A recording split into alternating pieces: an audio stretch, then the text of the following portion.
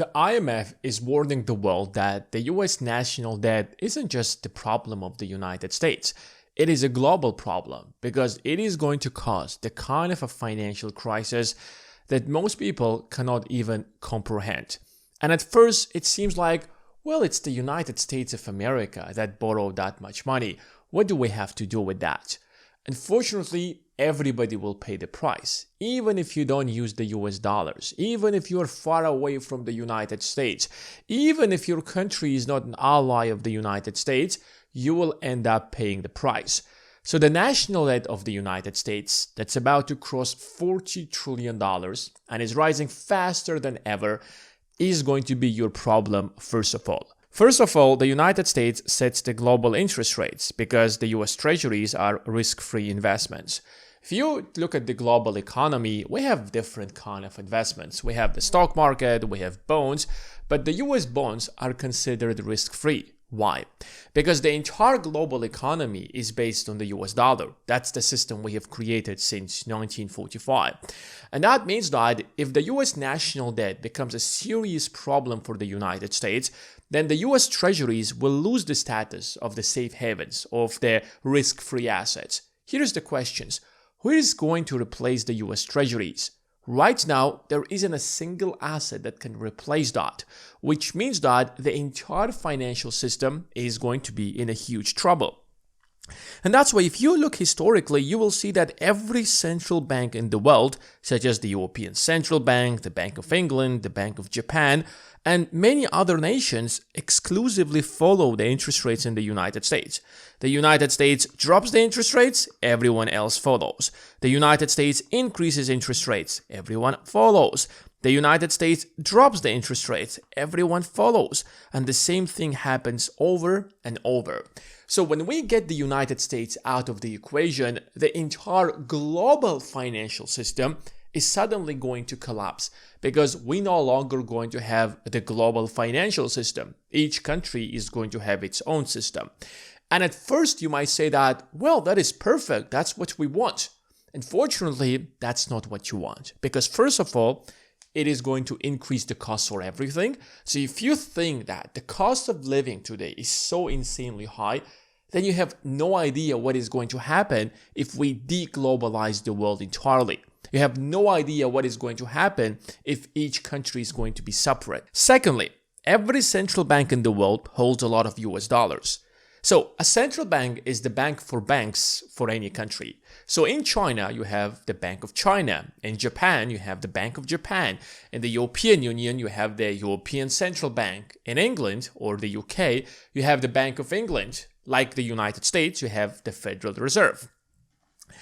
The Federal Reserve doesn't hold any other assets except the US treasuries and mortgage-backed securities. But all other central banks across the globe hold so much US dollars or the US treasuries. Let's look at the adversary of the United States, which is China. So China might feel or might seem like it is the competitor of the United States. But right now, as we are actually talking, the Bank of China holds about $3.5 trillion of foreign reserves. And 2/3 of that are the US dollars. Like right now, the Bank of China is holding $2.1 trillion of the US dollars. Now ask yourself, if the national debt becomes such a huge problem, and let's say hypothetically that the United States will default on that loan, what is going to happen to the $2.1 trillion? It's going to become worthless. So the US national debt is first of all a problem for China before it's for the United States. I don't think there is somebody or a single investor in the entire United States that holds as much US dollars as the Bank of China. Take the Bank of Japan, the same thing, over $1 trillion. Switzerland holds a mix of US dollars and euros, but let's say for a moment that 50% of that are US dollars. Probably it's a lot higher than that, but let's assume. So Switzerland is sitting on about $450 billion of US dollars. Now I can go through the entire list and tell you every other nation. Now suddenly you realize that absolutely nobody is interested in the collapse of the United States, even if they seem like they're competing with the United States. Suddenly, if the national debt collapses in the US, everybody is going to suffer. So the United States is basically holding as a hostage the rest of the world, which is really good news for the United States because now the entire world is basically interested in the peace and the prosperity of the United States.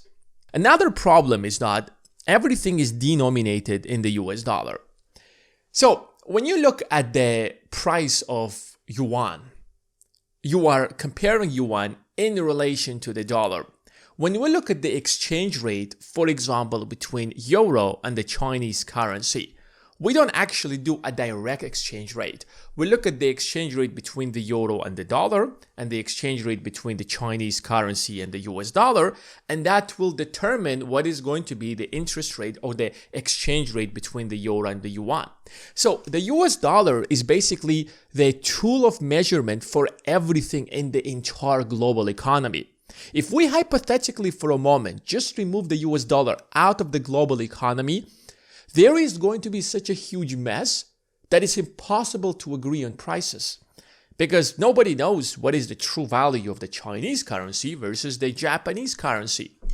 China could easily accuse Japan that, look at your central bank, you're actually printing money out of nothing. But because we know the relationship between the Chinese or the Japanese currency in relation to the dollar, that allows us to know the value of the Chinese currency compared to the yen. And that's how global trade is actually based. Let me give you another example. Look at the price of oil.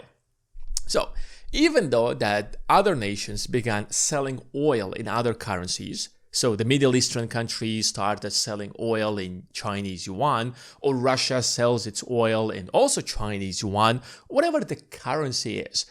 But when they sit down and they have to agree on a price, so what is going to be the price of oil per barrel? Do you think they will measure that in the Chinese yuan? No, they will measure it in dollar because the dollar is the foundation that allows us to measure the value of things. So everything in the economy is denominated in dollar, and then the payment is going to be in another currency. The same thing for gold, the same thing for silver, the same thing for copper, and every other commodity in the world. So suddenly, if the US national debt collapses and the US dollar collapses, the global trade basically stops because we cannot possibly agree on anything.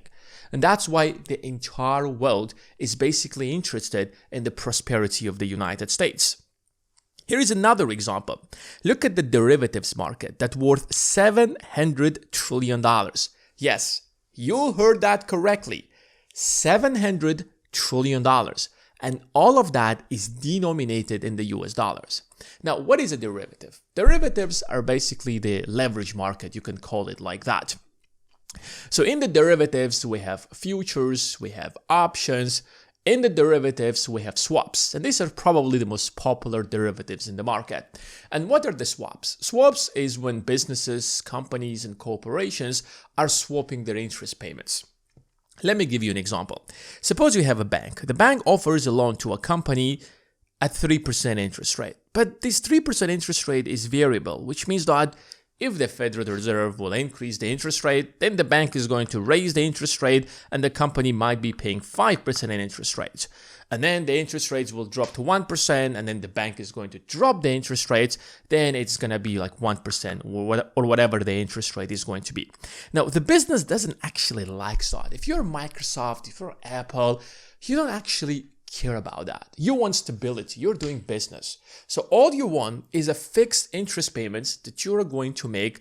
And based on that, you are going to do your analysis. And based on that, you are going to actually structure your business. Your main business isn't to make money on the interest payments. You're actually having a real business. So what are you going to do? If you look at the market, you have pension funds. Now, the job of the pension fund is that they want to maximize the returns.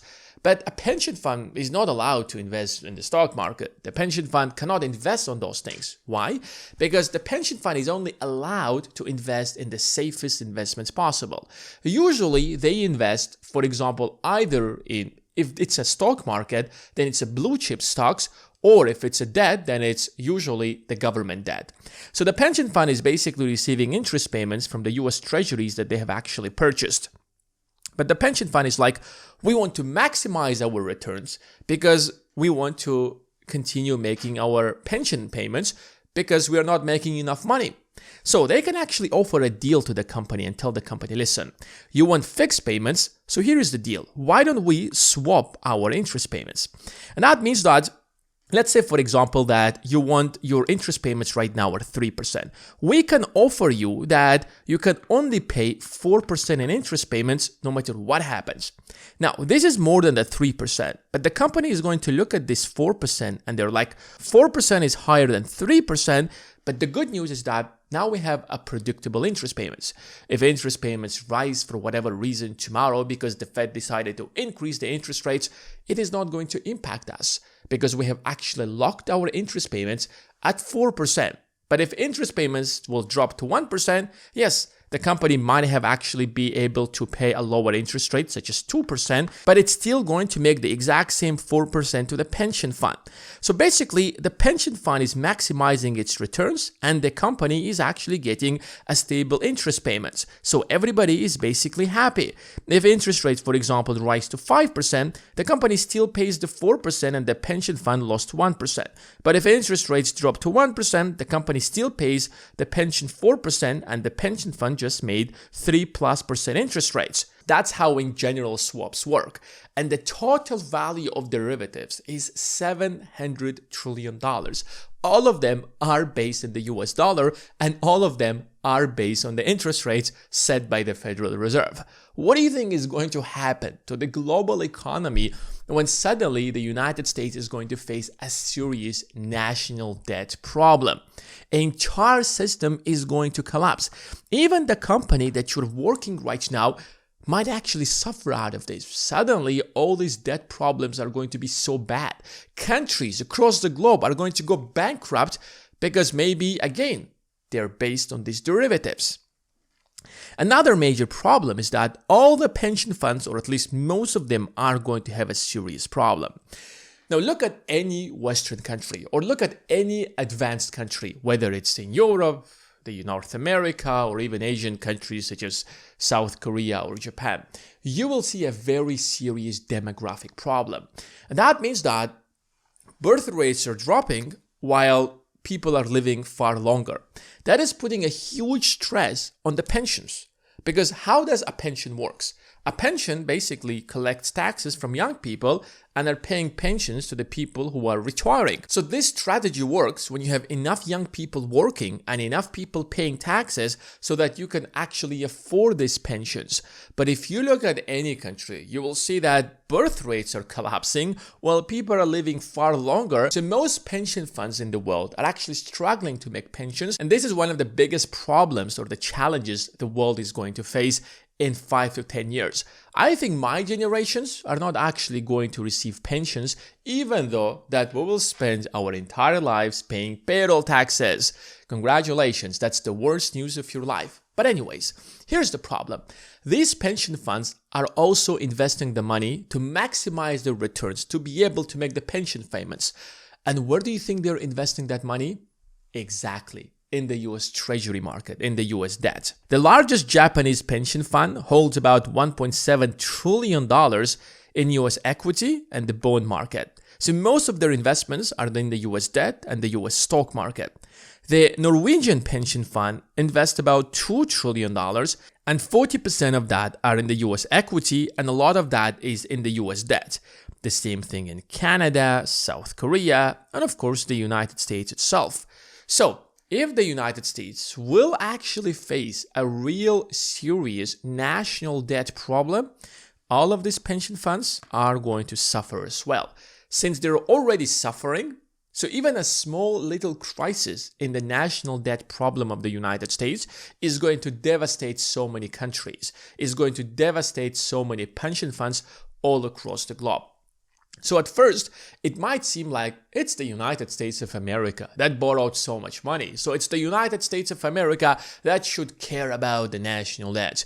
But unfortunately, let me tell you, if the US national debt is going to get out of control, the entire global economy is going to face such a serious problem that most people at this point cannot even comprehend.